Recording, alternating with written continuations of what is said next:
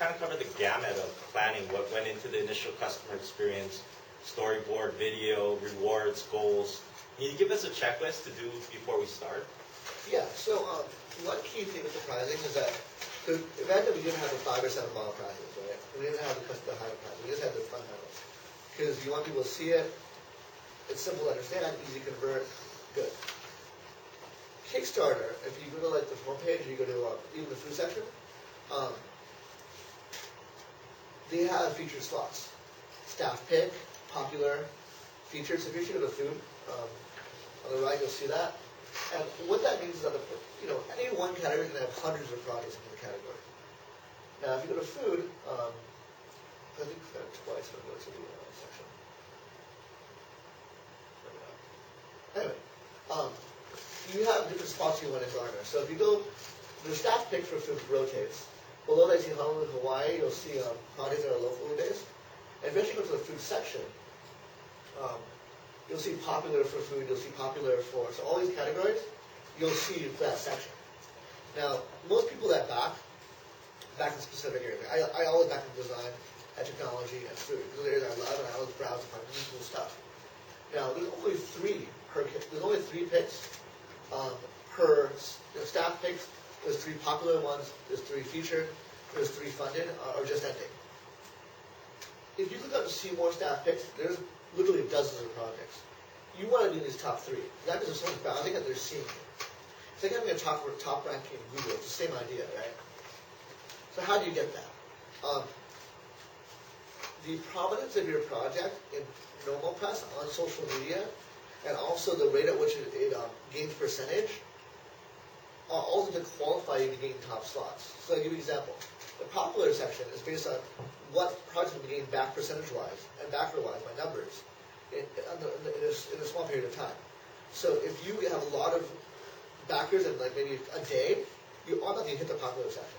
If you're the top one in food, then you can hit that first spot, which is going to get you more money. Just as more people see it, and then you're getting more and more backers. So you can strategically control that. Yeah, and same with social media. So in planning, going to a checklist, right? One thing we did was I said, okay, when I launch, I want to make sure our first day we jump as much as possible. Because if I jump as much as possible, I got people's attention, and we'll hit all those key spots to then make us jump even more. And so to that effect, I made sure we had a list of all the bloggers that wrote about cocktails. I knew all the key Twitter accounts.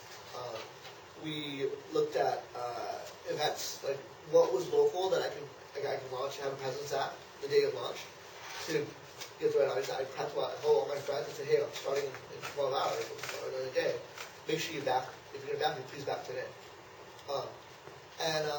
We just prepped everything around that. So we knew who the people were.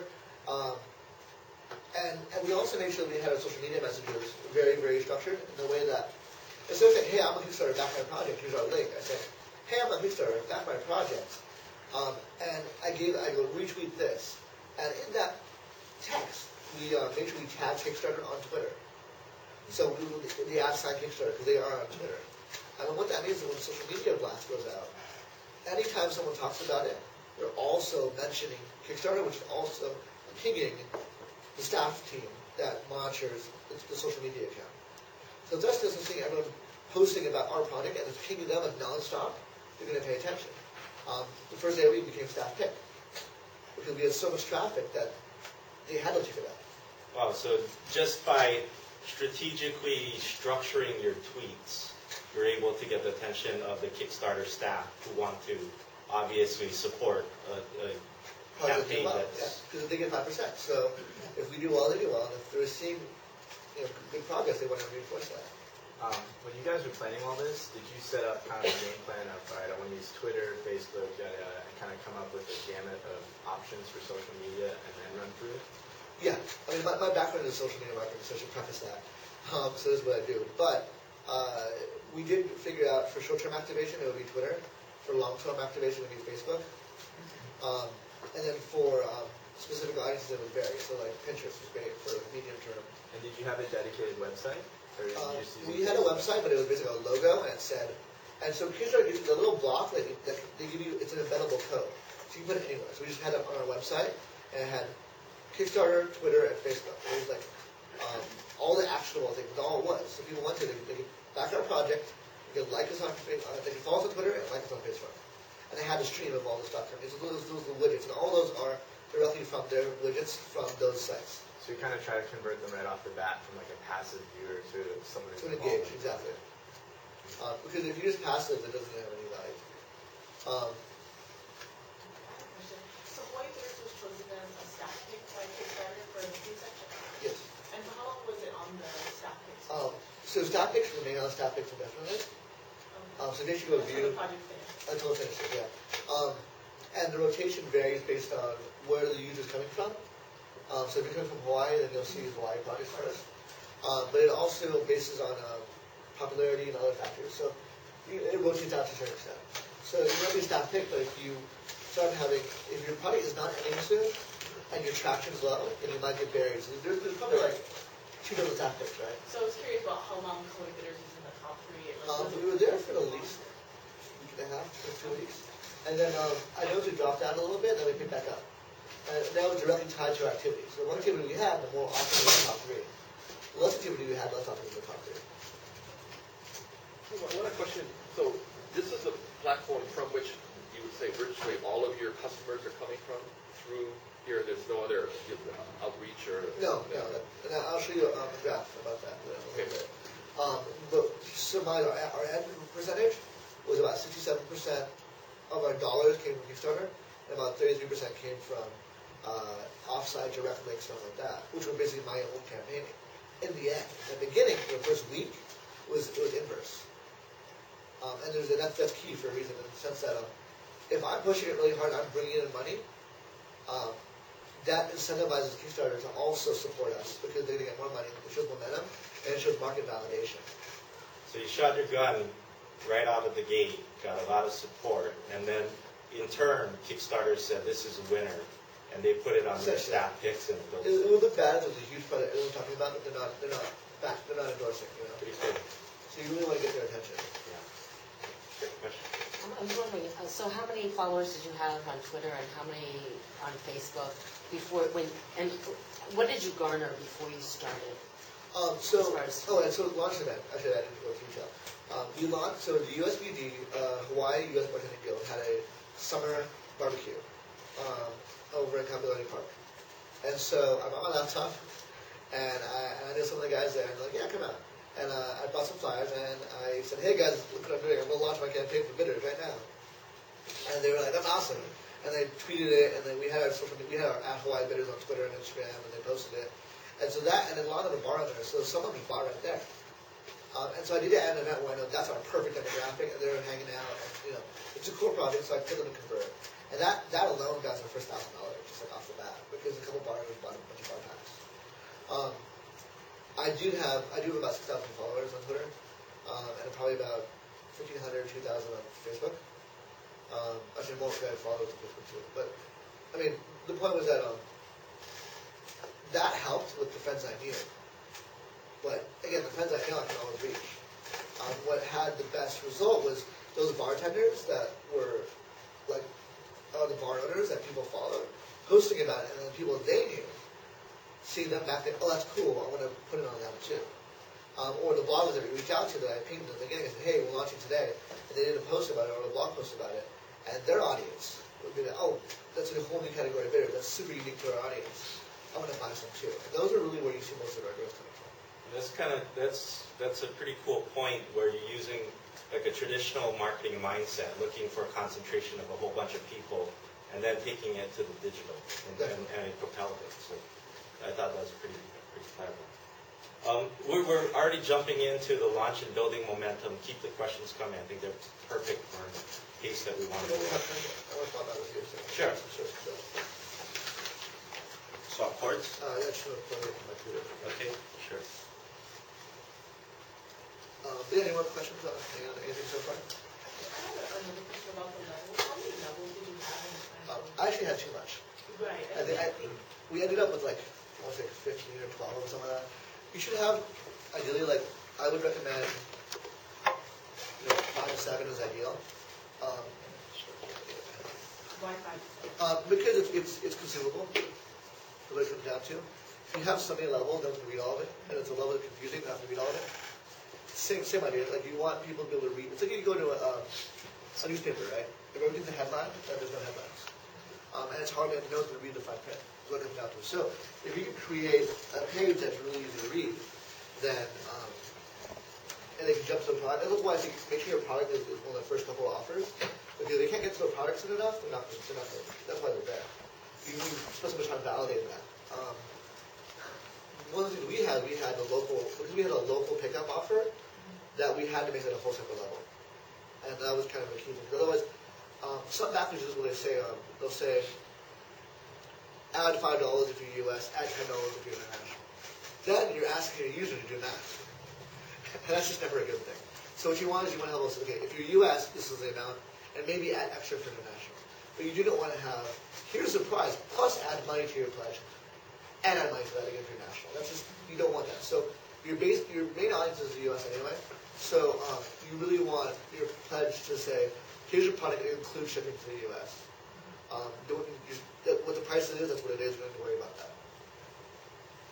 So can you change like the different levels of pledging if you see one succeeding and one not succeeding? Once someone backs the pledge, that it's locked in, it becomes a kind of contract. Yeah. So whatever terms you have in that pledge is now enforceable. But say like your highest level pledge had no pledges Yeah, you can whatsoever. edit it. You just Change up it. it? Yeah. All right. Mike, I just wanted to comment you said about the making the user do the math. In fact, those were so projects on Kickstarter, a couple of them, you had to do the math to put the shipping in there. And I would constantly get these emails, hey, I think we screwed up on this, can you recheck if you gave us the $5? Oh yeah, it's a logistical That's nightmare. really, Yeah. that's a good point. That's a good stuff. It's a logistical nightmare. Like you don't want to even deal with that. But going back to, okay, well, what was the next question? Well, we're moving along, and we're touching on a lot of the questions that I have here. But maybe we're talking about launching and not now building momentum. Can you talk very specifically about social media, in terms of the frequency and the voice and what goes out? Because I noticed in your campaign particularly, it wasn't over tweeted, for example. Yeah, I mean, I'm probably kind of lazy in my campaign because I was working on a bunch of other projects at the time, still am, and I wasn't as aggressive as I could have been. I felt like if I was more aggressive and I actually did all the strategies that we would come up with, I probably would have doubled the money we did. So what's your recommendation then? I would say, so let me show you one important mechanism with updates. So if I go to like, I'll go to this project, and I don't even know who they are, but see these updates right here? Whenever you do an update, that goes out, your communication with your backers, that goes, it emails them. Update as much as you can, but not more than once a day, because that becomes spammy, right? But if updates an email to your backer that tells them more about the story, allows you to upsell, all that good stuff.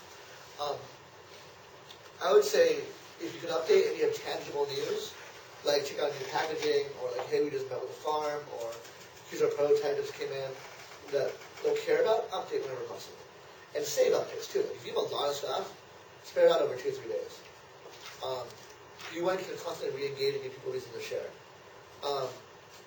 Twitter and Facebook, I recommend, Twitter you can do twice a day, only because if you tweet it one time a day, and you tweet 4 hours later, you'll be hitting a completely demographic, a different audience, unless you have a very concentrated small following. If you have anything over a couple hundred people following you, you won't hit everybody with one tweet, and you'll probably not overlap either.